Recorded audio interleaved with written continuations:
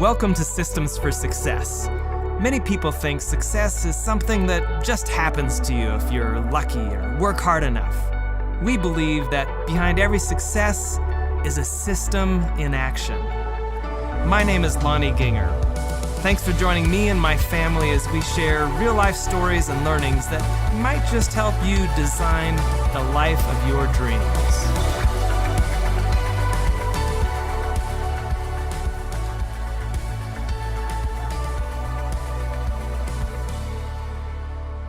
Welcome to this golden opportunity to receive what I think will be the distilled wisdom from about 280 years of family success and business success condensed into this next 1 hour. So I'm super stoked to learn from our multi-generational success talent today, Mitzi Perdue. Mitzi is the daughter of a super successful family business titan. Her father founded the Sheraton hotel chain, and Mitzi eventually married another super successful family business leader, Frank Perdue, who built Perdue Farms into a multi-billion-dollar company that employs, I think, over 19,000 people around the world now.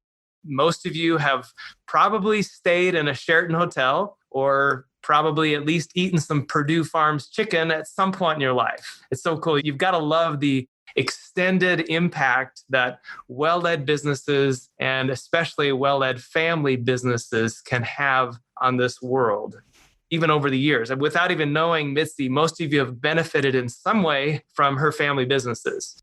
Mitzi is also a successful business leader in her own right. For example, she started the family wine grape business, which is now one of the larger suppliers of wine grapes in California. So Mitzi's two families have this unique factor about them where there's this combined tradition of 280 years of working together and staying together as a family. And what I appreciate about Mitzi, perhaps more than anything, is Mitzi's eagerness to share insider tips with others from her rich experience to help other leaders build stronger businesses and healthier multi-generational families. And Mitzi, from the first time we met, I was just captivated by your passion, really, your passion to share not just thoughts or wisdom, but actionable advice. That's pretty rare, especially in the circles you run in. I think we tend to talk a lot about theories and really cool stuff, but to find somebody like you that actually talks about things that we can do that will help our businesses or our families be more effective, and specifically based on the hard-earned lessons that you've gained from your family's journey over the generations. That's so valuable. You were one of the first other family office speakers that I heard talk from firsthand experience about how to make your family business and your family succeed across the generations. And I've subsequently ordered several of your books. They're super practical. I'd recommend to all of you go online, Google or look on Amazon, Mitzi Perdue, and you'll find great wisdom there. We'll only be able to capture a little bit of that during this time. But Mitzi, been so blessed by your wisdom and your genuine friendship over time here. So with that, Mitzi, I'd love it if you could start by talking about some of the things that you've learned that help keep families together. Your family of origins company has been in business since the founding of the Henderson Estate Company in 1840, was that right? Exactly. What a good memory you've got. Oh, I've got good notes too. Well, you're very good at reading them surreptitiously. And the Perdue family started in 1920? So that's exactly. Combined 280 years. So what are some of the things that have, from your perspective, kept your families together so well over the years? There are a number of them, but I think one of the things that the Henderson family I wonder if that even exists if it weren't for this one thing, and it's something that everybody can copy. And it's the following. You mentioned that my family business, Henderson Estate Company, has been together since 1840. And, that's a big whale of a long time. But I don't think we would have lasted if John Henderson, the first, patriarch, hadn't come up with a brilliant idea. And it was after he'd been in business 50 years and he wanted his legacy to continue, he and his children, and particularly his children were part of this, they decided that they would have a reunion every year. I think there were 12 family members at this point. But to make sure that it continued over the years, he endowed the Henderson Estate Dinner. And that's been going on for 130 years. We will celebrate our 130th Henderson Estate Dinner. We'll do it virtually this year, but it's 2020. We do what we can. But can you imagine 130 years of the family getting together? And It's grown over the years because it used to be just a dinner. I mean, he had left enough money so that, as the money grew and the family grew for, probably 100 years, it was just a dinner. But right now it's a family weekend. And the Perdue family does something similar. When Frank went to his great reward, he left in his will the money to have the family have a family vacation every 18 months. And there's so much wisdom behind that. And I'm going to quote a Harvard zoologist to explain why. There's this guy, his name is E.O. Wilson. If you're in environmental circles, you may know that his premise is that we're not going to save species if we don't know about them. Because he said, if you don't know about something, you're not going to love it, protect it, nurture it, take care of it. And I think it's the same thing with families. If you don't spend time with your family, and if you don't have it, just planned and even endowed, here's what typically happens. And I bet every one of our listeners or viewers knows that this is true. Somebody comes up with a wonderful family business, but then the matriarch dies or the patriarch dies. And for the first few years, everybody misses the founder and, they get together for family holidays, weddings, just they have reasons to get together. But somewhere around 5 years, people stop maybe attending holidays, but they'll still get together for wedding or funerals. But by the time 10 years has gone by, nobody even does that. Cousins don't know each other. They don't know each other enough to care about each other. And the family's gone poof. And so the biggest recommendation I think I would give to any family is, if you're the matriarch or the patriarch or maybe part of the family council, arrange for endowed family vacations. That's fantastic. So the principle I would pull out of that for our audience, some maybe have not been part of a family that has endowed a family tradition like that. Some may be thinking, well, I don't know how I could endow that. But the principle is that there is what I would call a catalytic mechanism. There is a system to ensure that the family continues to meet on a regular basis, right? Exactly. And, it could be just a dinner once a year, or it could be FaceTime. But I do believe that E.O. Wilson's premise is correct. If you don't get to know someone or something, you're not going to love and protect and nurture it. So you have to spend time together for it to last over the years. And I think in some families, the catalytic mechanism to make sure that happens could be the sheer force of some specific individuals in the family who ensure that it happens. And they pass that passion on from generation to generation to ensure the family meets. Well, if I can jump in the Henderson family, we don't leave that to chance. And for that matter, the Perdue family also. But in the case of the Henderson family, it's very well understood that if the oldest person isn't the patriarch and matriarch, that there is a patriarch and matriarch. And in the case of the Hendersons, I have a sister who's 92. She would be the matriarch, but her health isn't great. So it's gone to the next oldest person, which is another sister of mine. She is the matriarch, and I get to be the assistant matriarch. And there are assigned roles for these. And in both the case of the Hendersons and the Perdues, we have a succession in mind. So when as I heard somebody recently put it, when I become an angel, and when my sisters become angels, we do know that Roberta Henderson is prepared and geared up to take over. And in the Perdue family, I think that, we have somebody who's expressed great interest in it, and I expect that it will go to her because she cares and wants to. So are you saying that the system in your families is that the matriarch is the champion? Or it could be a patriarch, but it just, okay. I don't know, maybe women live longer than men. Maybe it just happened that way. Okay. In fact, allow me to amend what I just said, because for years, my father was the patriarch. It happens currently in both families to be female, but it has. Oh, and Frank was certainly the patriarch. Okay. But there's somebody who takes that on, and people recognize that that's their responsibility to ensure that the family has its regular meetings, right? Yeah, in the Henderson family, we also have other positions that are, extremely valued. And one of them is archivist. And there's a lot of status in that. And then, another thing that keeps us together, and what I recommend for everybody, We have, I guess you have to be, the family maybe should be second or third, maybe fourth generation for this to really count. But for years and years and years, in the Hendersons, we've had the Service to the Family Award, and people really compete for it. And, people send in nominations, and somebody, if they didn't get it last year, maybe they'll get it next year.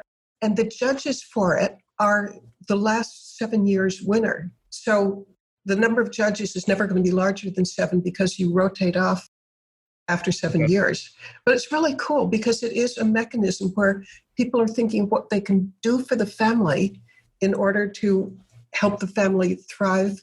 And, almost my biggest reason for loving the Service to the Family Award, and by the way, the Perdue family has it too, although it's not quite as, they haven't been doing it as long, so it's not as developed as it is with the Hendersons. But in the case of the Hendersons, there's a lot of honor that goes with winning the Service to the Family Award. Your name is engraved on like a plaque. There's a ceremony in which the person who has won it, they read the recommendation letters for what they've done and why they're appreciated. And what's super about this is if you're a member of a family, it's probably pretty obvious that there's a lot of material goodies you can get from being part of a business family. I mean, money, family prestige in the community. There's a lot that you're getting out of it. But if you really want to cement the relationship and keep it together, giving back is a big part of that. You've got to think what you can do for the family as well as what you can get out of it. I'm a big fan of reading books on persuasion and books on how you embed a culture and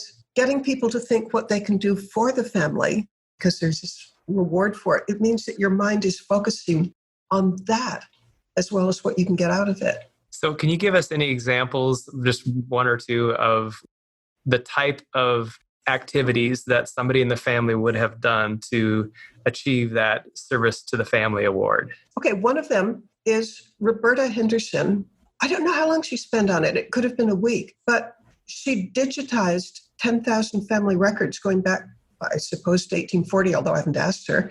But I do know that it's 10,000 family records. And that means that, if the place where the records are stored burned down, we would still have all these records because every family member has, at one point it was a disc, but now it's just on the cloud of the family records. And we were just so grateful to her for that.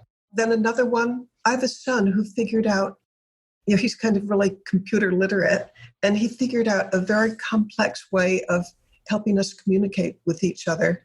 And when he did it, it was probably 10 years ago, and now it's very common for lots of people to do that. But he figured out a way of, say, if we're coming to the reunion, he can track where that person is, where they're coming, where they're going to stay. I mean, it's just a really neat digital thing that makes us more connected. And the family voted. People nominated him for it. They also nominated others. But, some of the Service to the Family, a couple of years ago, the person who won it, it's not that he exactly did something very directly for the family. It was a little bit more indirect, but it counts. And that is Jamie Osborne was in a terrible bicycle accident in which he could have ended up a paraplegic. And he fought. And he videotaped 5 years of struggling against becoming a paraplegic. And the end of the story was a video of him skiing down a mountain. Oh, wow. Okay, well, that part's terrific. But he became a speaker and he gave a TED talk on it that was just fabulously received. And the family voted that his courage and strength and endurance and backbone made us all so proud that we felt that was a service to the family. Wow. What a beautiful thing, Mitzi. Can you give us any other examples of things that you do during your family gatherings, like Service to the Family, that build either understanding or appreciation for the individuals in the family or the culture of the family? What are some other things that you do? You're so good about unpacking specifics like that. I would love to share another one with you, and that is philanthropy. Both the Hendersons and the Perdues have foundations. And in the case of the Hendersons, during our family reunion, there are meetings in which we discuss where the money's going to go. And the way it's finally shaken out is each branch of the family gets to decide where the money goes. The family, we could veto if somebody was going to direct the money to something that we'd all absolutely hate. that in general, that doesn't happen. Although I do have a sister who was at one point part of a cult, and that was very difficult. And, I'm making it sound as if everything is smooth sailing all the time, but like the issue of my sister who was part of a cult. I mean, good Lord, that's a complicated thing. I'm sure. Because she wanted father's money to go to something that I'm pretty sure father would have hated. So how did you deal with that, Mitzi? How do you deal with those when there's a dissonance in what the actions that one branch or individual in the family wants to take and something that may affect the family or philanthropy in this case, and a dissonance between that action or desired action and what people generally feel are the values of the family? How do you deal with that? Well, I think I can promise you that out of 100 family members, that there's only one who thought that a cult was a great thing. And the cult that she had, oh, good Lord. Well, to protect the guilty, I won't tell you more about the cult, but it was a genuine, full-fledged cult. And by the way, can I have a little side comment to people who think that it could never happen in your family? Sure. I learned something about cults, and I will get back to your original question about what do you do about this dissonance between something that the donor would have hated. You expect that cults go after people with a broken wing, somebody who's, got something wrong with them.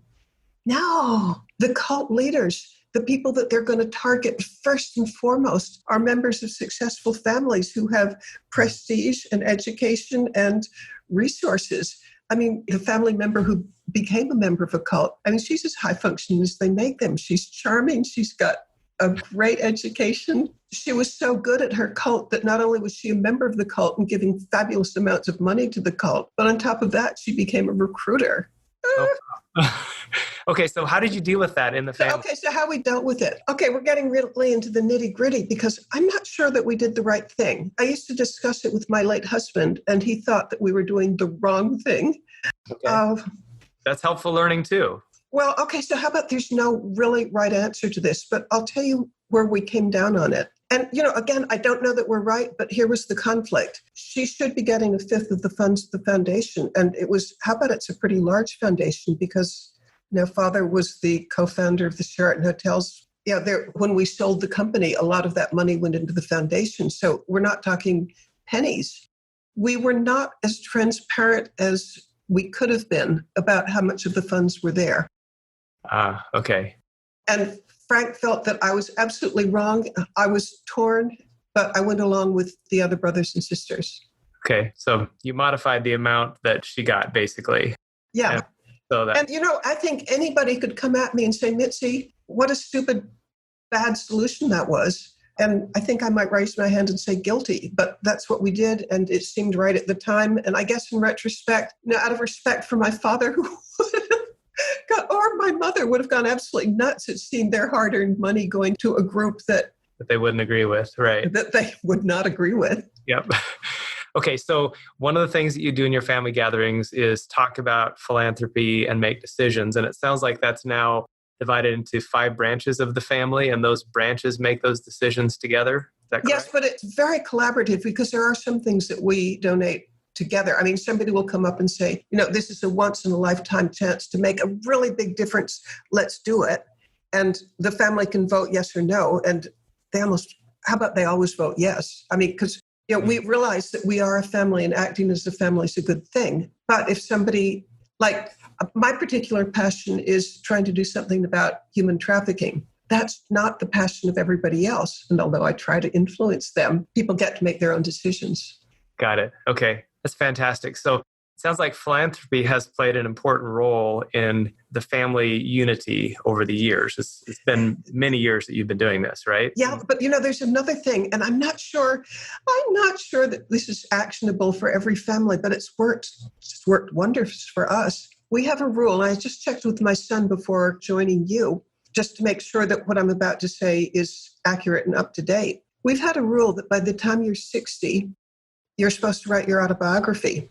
And we have bookshelves of people since 1840 and actually even before who've written their autobiographies. And it's the coolest thing in the world to know where you came from and what your ancestors thought. I asked my son, does the next generation still believe in this? And he wrote me back and he said, yes, it's set in stone.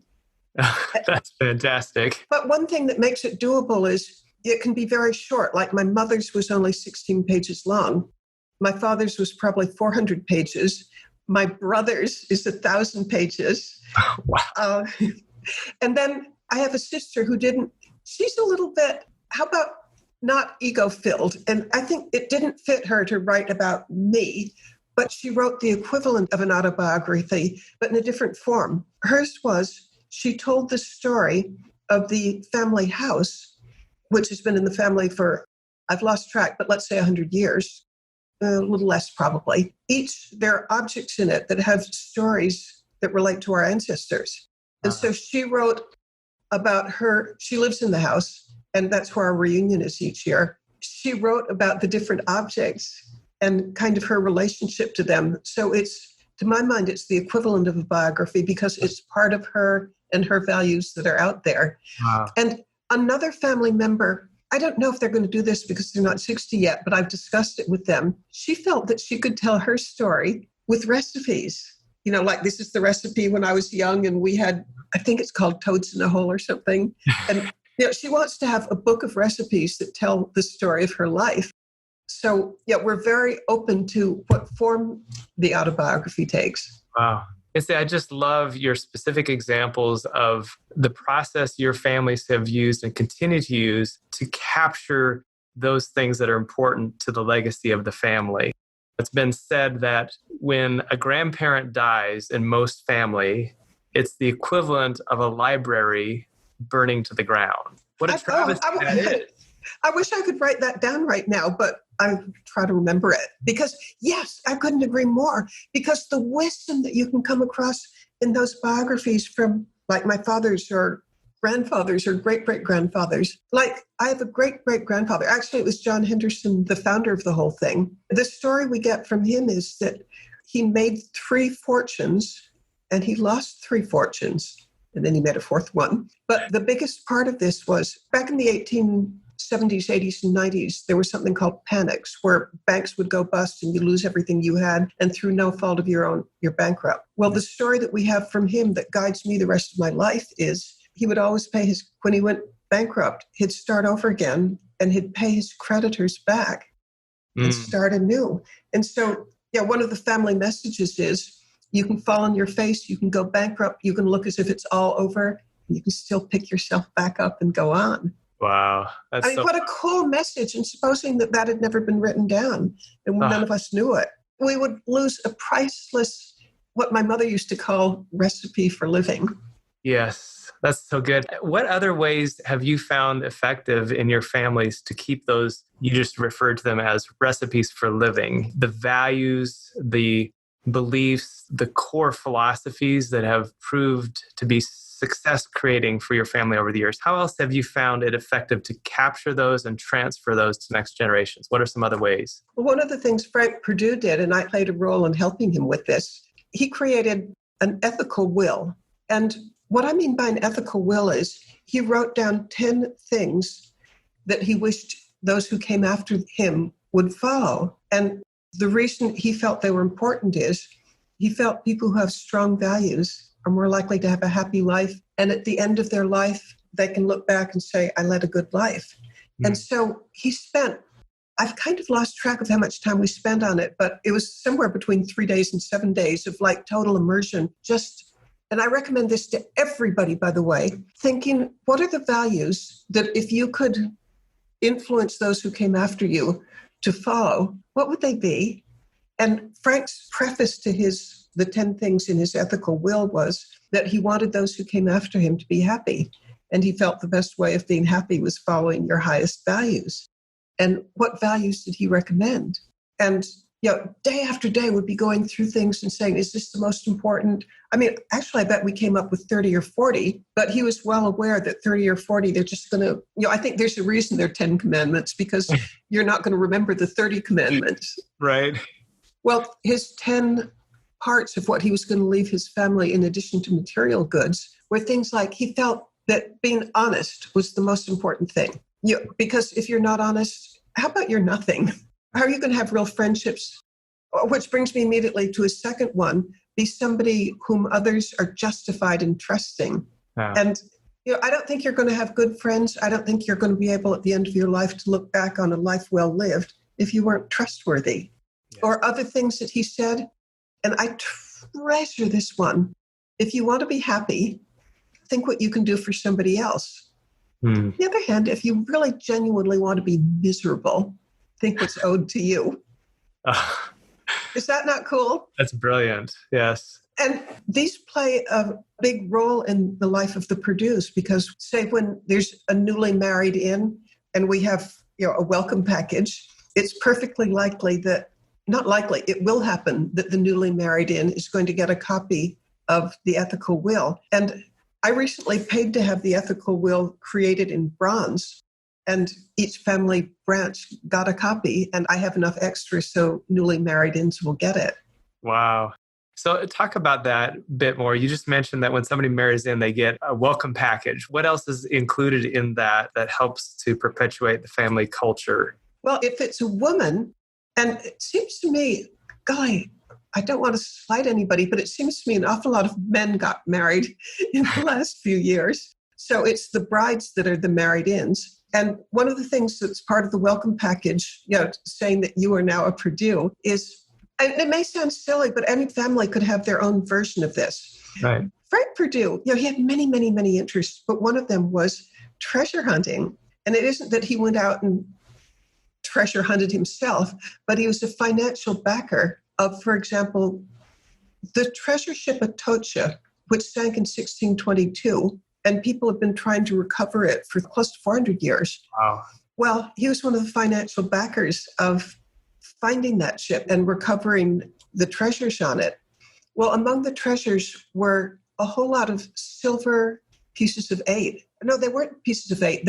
A piece of 8 is, imagine a round silver coin, and a piece of 8 would be a piece of that. But the whole thing, I'm no longer sure what it's called. It's a coin, but it might have been called a doubloon. Whatever it was, there were thousands and thousands of those coins. And I have maybe 30 or 40 of them. And don't hold me to that number, but because I'd have to go count. But I have a lot of those coins. And when there's a new female married in, she'll get a silver necklace and a coin. Oh, and wow. So all Perdue women have a coin necklace, so that when we get together, we can all wear these things. And, I know that's not going to apply to the specific thing, isn't going to work for other families, but maybe there's something else that's, I don't know, emblematic of the family in some way. I don't know what it would be for an individual's family, but I bet anybody who sort of thinks, what's something that kind of symbolizes our family and that brings us together and that we care about and that, just is significant. I bet they'll find it. Have you gotten feedback from family members who marry in about what that means to them to just receive a package and receive a copy of the ethical will and special emblems like that? What does that mean to new family members? Because I'm usually present when we give it to them. I think they're enchanted and thrilled because it's almost like a second engagement ring. That's great. It's just a beautiful tradition. There's another one to continue answering your questions about what else can families do. The Hendersons do something that, I recommend absolutely everybody. And I was hoping the Perdues would do it, but I just learned that they're not doing it. But here's what the Hendersons do. We have a What It Means to Be Us book.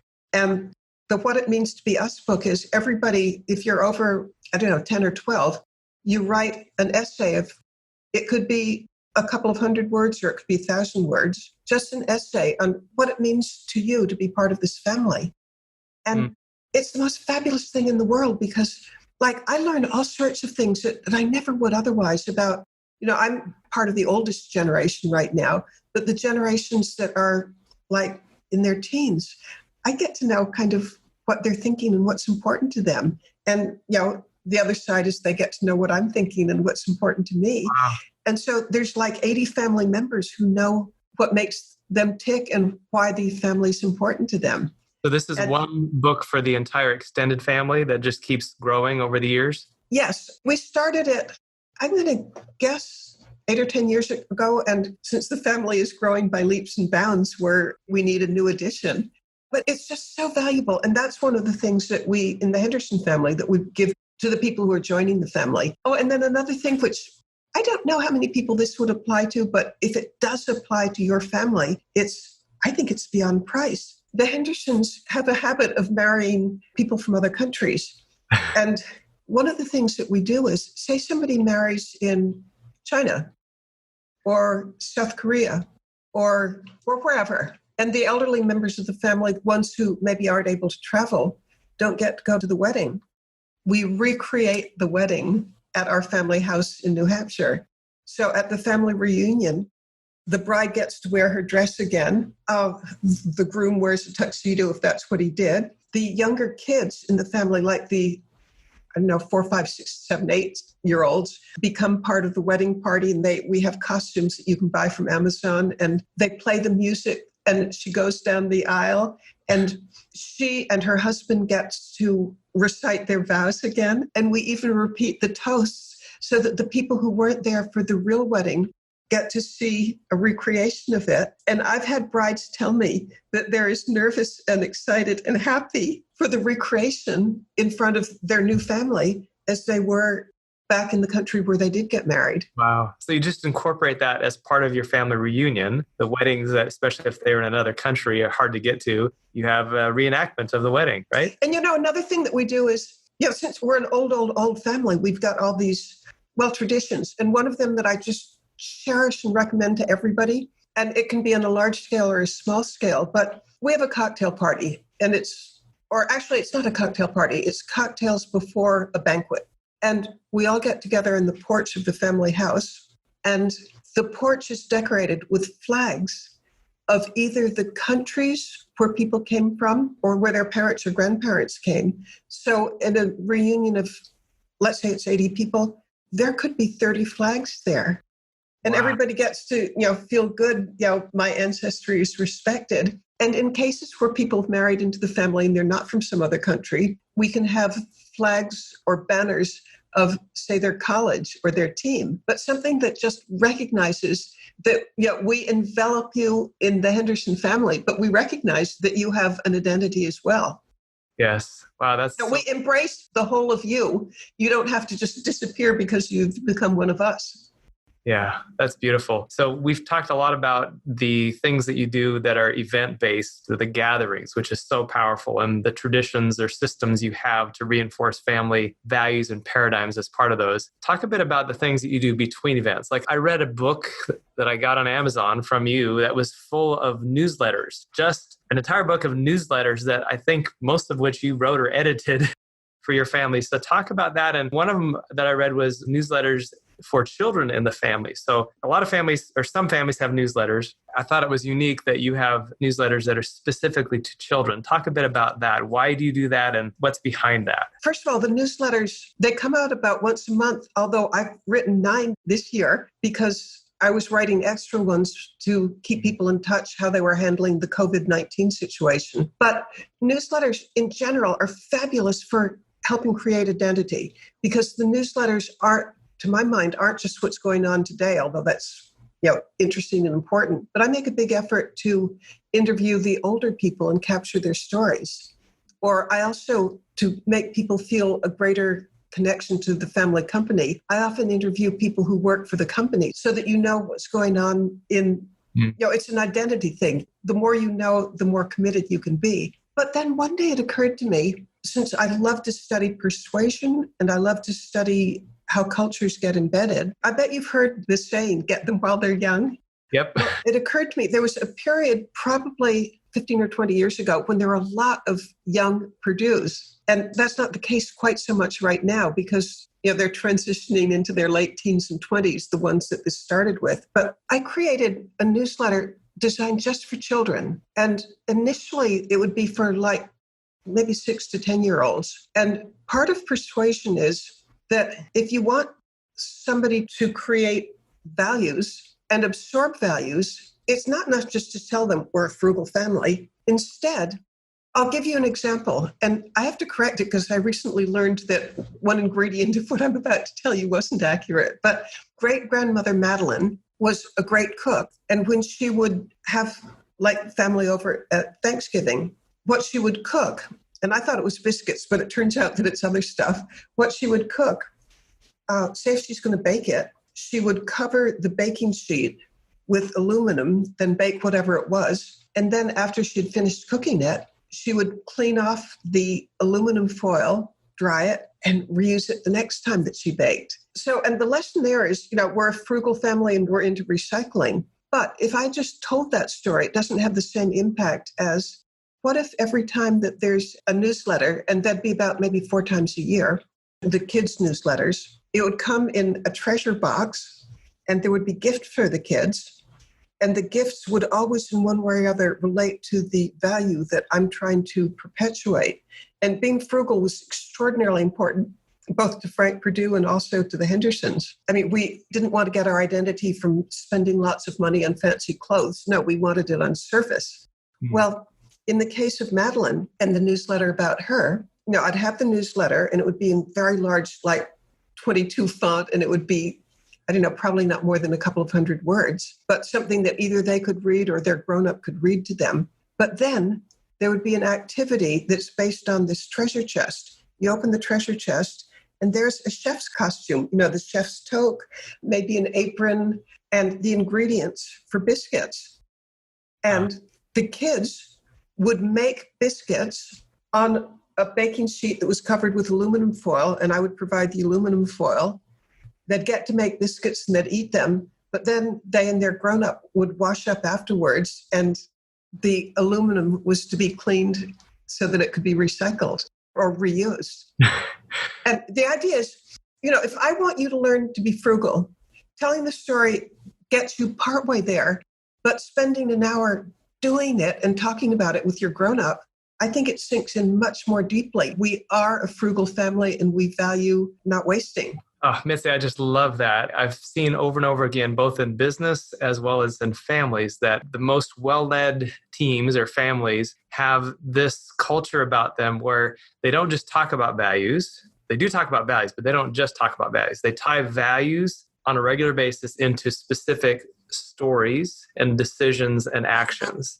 And that's where it becomes part of the culture. And how you're doing that even at a young age with these children is beautiful. I can see why it's perpetuating the culture in your families. And the thing is, it's not hard to perpetuate a culture when it's first, second, maybe third generation, because over the dining room table, you can tell stories. Oh, that makes me think of something that's just super crucially important for keeping the family going. And I'll get to it in a second. Don't let me forget to talk about Robin Fivish.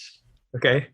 Well, some of the best advice I can give everybody. It's inexpensive and it's all important. But to quick finish about the activities to help perpetuate and deepen the family culture, by the time that the family's geographically distributed, you still want them to care about being part of the family. And that's where newsletters for children come in. Because our family, let's say the Perdue family, they're members in Maine, they're members in California, and all in between. So you can't embed the family values over the dining room table with the grown-ups. So this is sort of a way of, it's second best, but I still think it works pretty well, is the newsletters for children.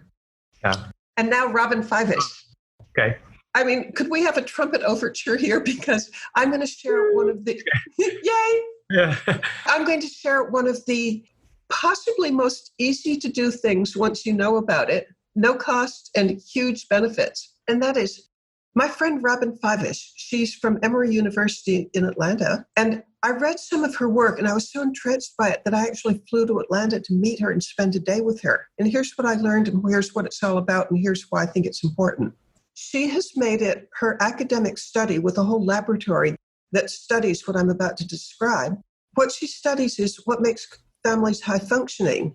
And I'll define what I believe she means by high functioning. The family enjoys each other. The kids are relatively healthy. They've both mentally and physically. They stay in school. They don't get in trouble with the law. They don't do drugs. They don't get people pregnant before let me put it backwards. They don't get people pregnant when they're too young to be parents. I mean, all those things, if you get it right, you're a high-functioning family, and probably quite a few others thrown in too. But work with me on this. Figure what a high-functioning family means to you.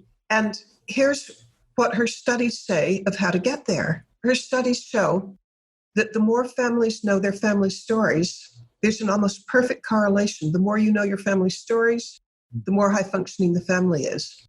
Wow.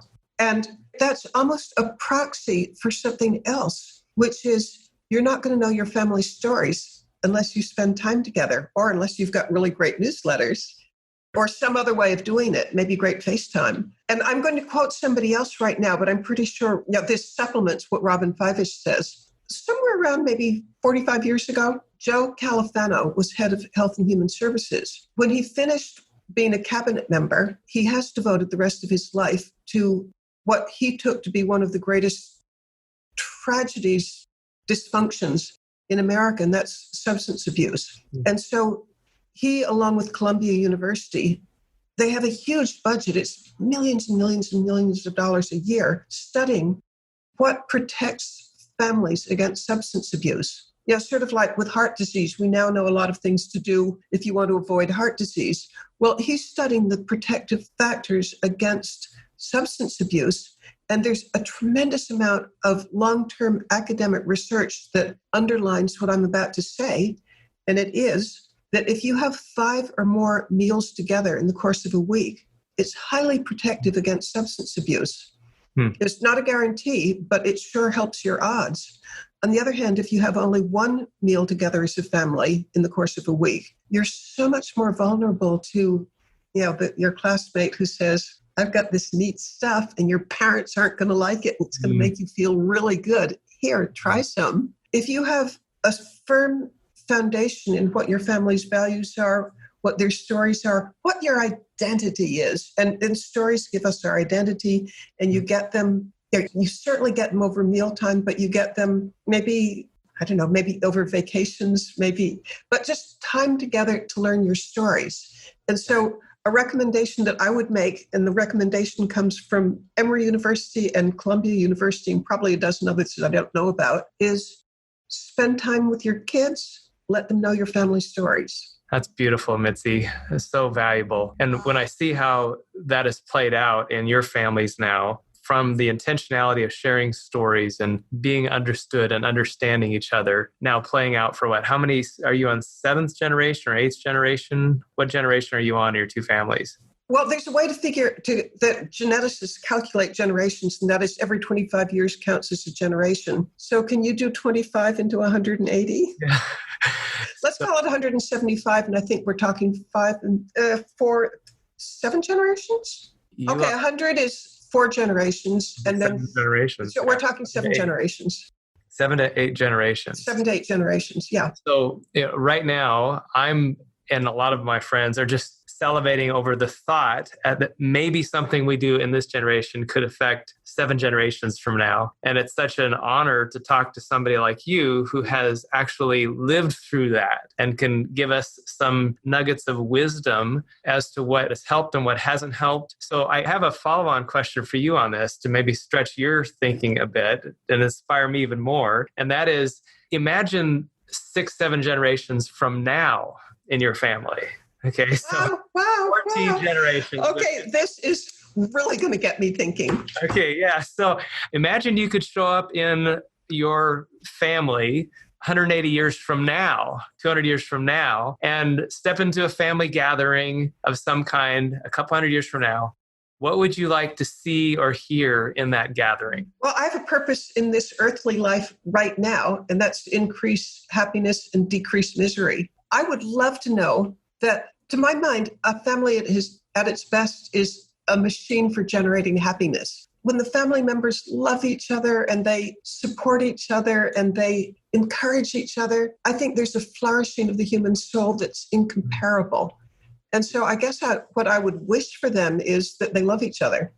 Mm. And what would that look like? If just imagine you somehow were transported and nobody could see you, but you dropped into the middle of a family reunion 200 years from now. What would you see them talking about or doing with each other? Well, I have a suspicion that looking that far ahead, that we're going to crack the longevity code, and a lot of them are going to be like 180 years old. You might still be there for real. Or maybe they'll think, well, who knows? But to answer your question, what do I think it would look like? Okay, so there are a lot of really old people there, except they don't look old because, we know in the laboratory right now so many things that can help us be healthier as we get older. So I'm hoping they're all in great health. I wish that they would do what Frank used to say, which is build on the strengths of those who came before you and learn from their weaknesses. So I'd love it if they had it all figured out. They had learned from our strengths and learned from our weaknesses. So you would see them still talking about and have more volumes of your family stories and learning from those, right? And maybe still talking about what Frank did 180 years from now. Wouldn't that be amazing? Still talking about his ethical will. Yeah, this is amazing because I'd love to think that I'm forward-thinking, but good Lord, forward-thinking for me is 3 years. But Mitzi, you are standing on the shoulders of your prior generations who they may not have thought about exactly what would happen 180 years from now, but their actions are affecting you 180 years later. Guaranteed. And I know beyond a shadow of a doubt that your actions, the way you're living your life, the way you're helping to inculcate values in your family, it will affect your family 180 years from now. I just want you to dream about that more because I think it could be even more than what you imagine. Your families could be even more close and fully functioning than they are now. They will be, I'm sure. So I hope so, but allow me to share a statistic with you. And this comes from my hero, Dennis Jaffe, who studies these things. And his best estimate of the chance of a family that's started now, lasting 100 years, is 1 in 1,000. Right. So it doesn't drop in your lap. It takes intentionality and it takes work. And I love to say that every family has a culture, but is it one that came about by accident or one that's designed? And the ones that were by accident, they usually don't last. Yes. Yep. And it's clear you've been very intentional and your prior generations have been. I'm curious because I know you talk about this a fair amount and I so appreciate your openness and willingness to share. If I could ask you this question, I'm wondering how you would answer. What's something that you wished people would ask you about your family dynamics that you rarely get asked? I guess why it's so important to be intentional, because if you leave it to accident, I think kids on their own, they're not going to learn things such as, I can't always be right. I can't always get my way. I'm part of something bigger than myself. And one of the biggest things that I think every family needs to learn is, in the Perdues, we call it the covenant, and in the Hendersons, it's we don't wash our dirty linen in public. And that is, it's okay to fight, to get your feelings out so that, whatever it is you feel strongly about, that you sure as heck get it listened to. But you don't go to the press and you don't go to adversarial lawyers because that's a bridge too far. There are very few families recover from the case of somebody who goes public with a quarrel. So the covenant? You call that the covenant? Well, the Perdues call it the covenant. The Hendersons call it we don't wash our dirty linen in public. Okay. That's fantastic. So the power of intentionality is clearly what you would highlight as the secret to making a lot of this happen, right? The magic key. Yeah, that's fantastic. In fact, when I gave that figure of 1 in 1,000 for lasting 100 years, I think you can improve your odds enormously. Yeah. Because, one of the things that I've studied, and this is from academic research, is that the families who fall apart, it's rarely because, it's sometimes happened, but it's the rarity where they fall apart because of bad business decisions. The majority of times when it happens is family quarrels. So learn to figure out how to avoid family quarrels. Yeah. I rarely hear other people talk about succession planning like you just have, Mitzi. You spent this whole time talking about succession planning from the standpoint of relationships and values and just barely mentioned money. Because what we know to be true is if there's money involved, if the relationships and values are intact and passed on with great strength, the chances of the money getting passed on is much higher, right? Without question. Right? Without question. So unfortunately, we're just about out of time here. I feel like I could talk with you literally all day and keep just absorbing these wonderful nuggets of wisdom. So every time I see you, I love, our hallway conversations at events and things I always get several pieces of wisdom that I share with my family. And so thank you for sharing all that. I'm curious if you just bring us up to date with where you're at right now and talk just briefly about what you're currently most passionate about these days. What's the big why behind what you're doing now? Well, what I'm most passionate about right now is I'm a writer by trade. In addition to being assistant matriarch, this is what I'm most passionate about. This is a book. Yep. How to be up and down times. Yes, but the story behind it, it was written in just a couple of weeks. And you've heard of Mark Victor Hansen. And if you haven't heard of him by name, you absolutely know about him anyway, because he's the co-author of the Chicken Soup for the Soul series, which has sold 500 million books. I mean, He's in the Guinness Book of World Records for selling more nonfiction books than anybody else on the planet. Cool? That's very cool. Well, I'm friendly with him and his wife, and I suggested that during this time of, I don't know about you, but I found this about as stressful as any period in my life between the pandemic and, I have two relatives, one who's elderly, who've had it. They survived, but good Lord, you really worry when an elderly person is sick and you can't go visit them. Well, so it's high stress, whether it's financial stress or the stress of being locked up or what's happening to the country as a whole. This is a high stress time. But I happen, since for most of my adult life, I've been a syndicated columnist. My column went to 420 newspapers, and I'm a science writer and a health writer. And I suggested to Mark Victor Hansen, what if together we wrote a book giving the best advice that we know how, not medical advice, but attitude advice on how to be up in down times. And he embraced the idea. And his stepson, who's I think is nearly as brilliant as Mark, the three of us wrote this book in a couple of weeks. Wow. And I have a little clue of how popular it is because I just got a request from Taiwan for 200 books. Wow. And the person with the order said, it may grow to 1,000 because there's a chain in Taiwan that's interested in it. So I'm very excited about the possibility of sharing with large numbers of people ways of handling really difficult times. And shall I share one tip with you? Please do. Yes. We all need it. Well, here's one. And that is, I've talked with a lot of people and I've experienced myself what I'm about to describe. And that is pandemic brain, where you just don't feel as sharp as normal. You can't remember a name. Or like I talked with a woman who's a certified public accountant. We were in a conference call, and there was a very simple question about how many face masks, if you're going to have 1 million face masks and you're getting them in quantities of something or other, how many do you need? And it was a question of dividing like 50 into millions. And she said, I'm terribly sorry. I don't know why or what's wrong with me. I can't do it. I can't do it in my head. Okay, that's one example. But other examples, you just don't feel like you're as sharp as you were. You go charging into a room to get something, you can't remember what you went for. I hear over and over again that people are really wondering if they're about to get Alzheimer's because they're not as sharp as they were. And that's from the stress? Well, here's what science knows about this. There's a researcher at Johns Hopkins. He's a PhD and a doctor, and he's a memory specialist. And he said, when you're under stress, you get all these stress hormones like cortisol, adrenaline, and a host of others. They get you ready for a fight or flight response, like the lions chasing after you in the savannah in Africa. And you're not solving calculus problems at that point. Your higher mental functions just sort of raise that down. And all you focus on is getting through this. Now, normally in most stress, it's episodic, but in this, it's gone on and on and on and on. Yep. And the idea is the stress hormones are like rheostating down your higher mental functions.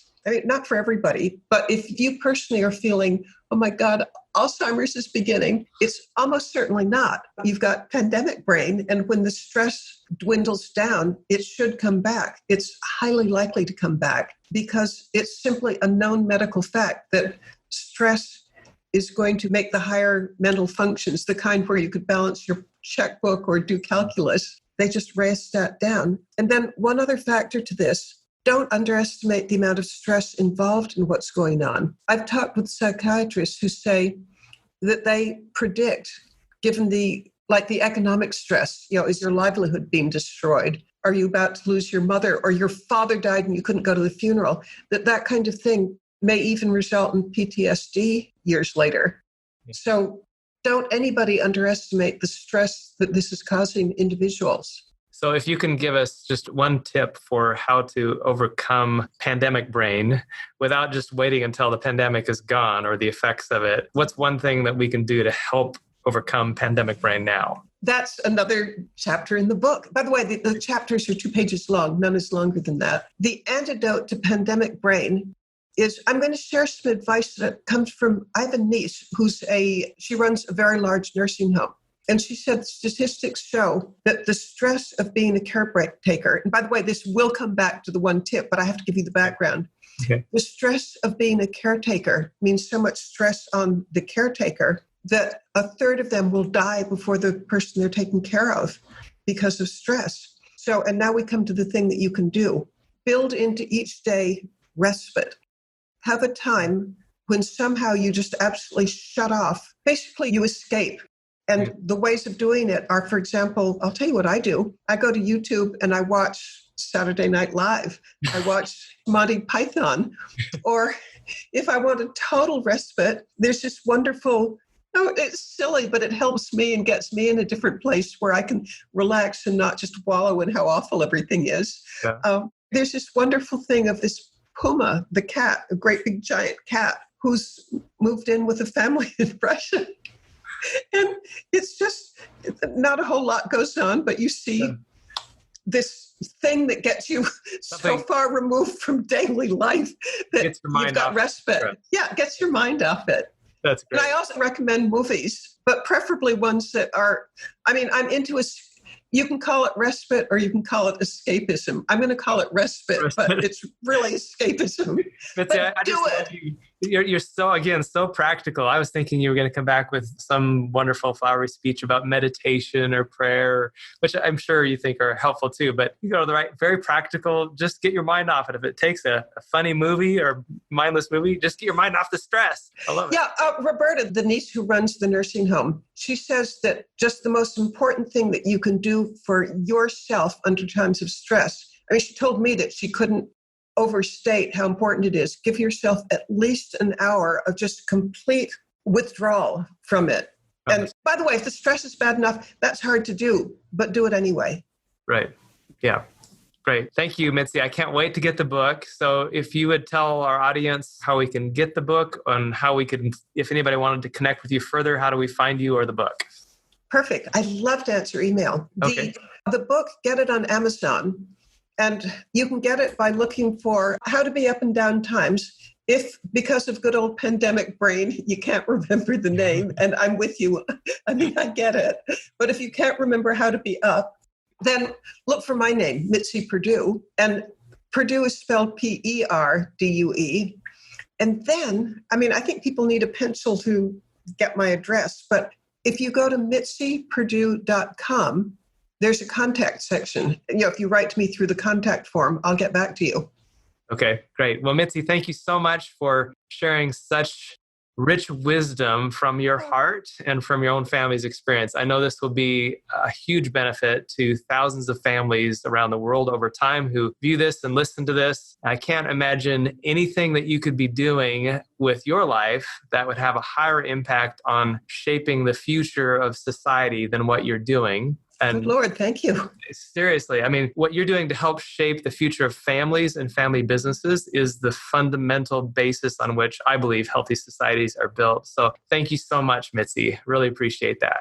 It's been an honor and a joy to be your guest. Thank you. You're welcome. And I'll just say to the rest of our audience, I know this has been a lot to digest in one session. Some of you may feel super energized by this, or some of you may feel overwhelmed by so much that you'd like to implement to make your business or your family go to the next level and create greater success and longevity.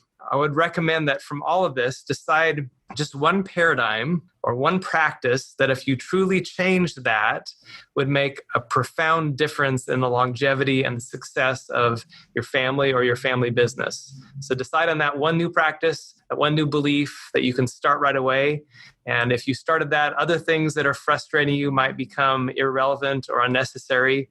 And just take one step toward creating the legacy of your dreams.